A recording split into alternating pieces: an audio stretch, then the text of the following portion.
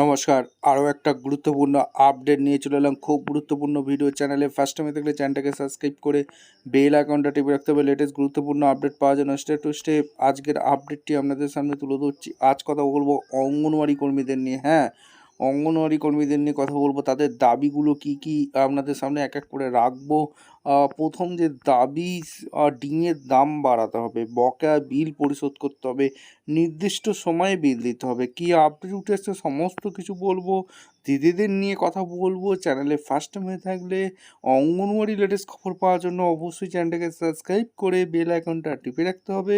তবেই আপনারা লেটেস্ট নতুন নতুন নোটিফিকেশানগুলো পেতে থাকবেন, নতুন নতুন তথ্য পেতে থাকবেন। কী কী আপডেট উঠে আসছে সমস্ত কিছু বলবো। স্টেপ টু স্টেপ আপডেটটি তুলে ধরছি।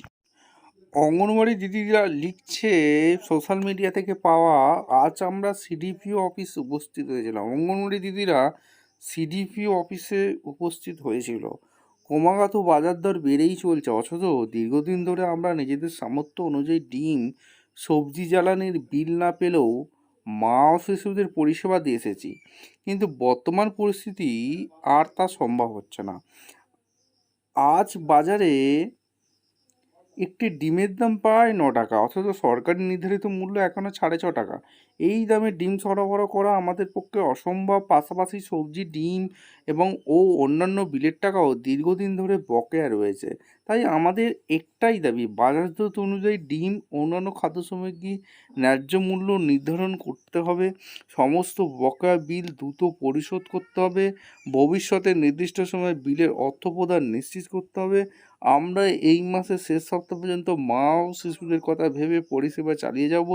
তবে 1 আগস্ট থেকে যতক্ষণ না আমাদের প্রাপ্য বিলের টাকা হাতে পাচ্ছি এবং ন্যায্য মূল্য কার্যকর হচ্ছে, ততদিন খাদ্য বিতরণের কর্মসূচি স্থগিত করার সিদ্ধান্ত নিয়েছি। আচ্ছা, আর কি বলছে, এটি কোনো ব্যক্তিগত সিদ্ধান্ত নয়, বরং বাস্তব পরিস্থিতির কারণে নিয়ে একটি কঠিন কিন্তু প্রয়োজনীয় পদক্ষেপ। আমাদের দাবি, ন্যায্য মূল্য, সময়মতো বিল পরিশোধ এবং সম্মানের সঙ্গে কাজ করার অধিকার। উপরোক্ত দাবিগুলো কার্যকর না হওয়া পর্যন্ত আগামী 1 আগস্ট 2024 থেকে পরিপূরক আহার বিতরণ সাময়িকভাবে স্থগিত রাখতে আমরা বাধ্য হব। তবে অন্যান্য সরকারি দায়িত্ব পরিষেবা যথারীতি পালন করা হবে।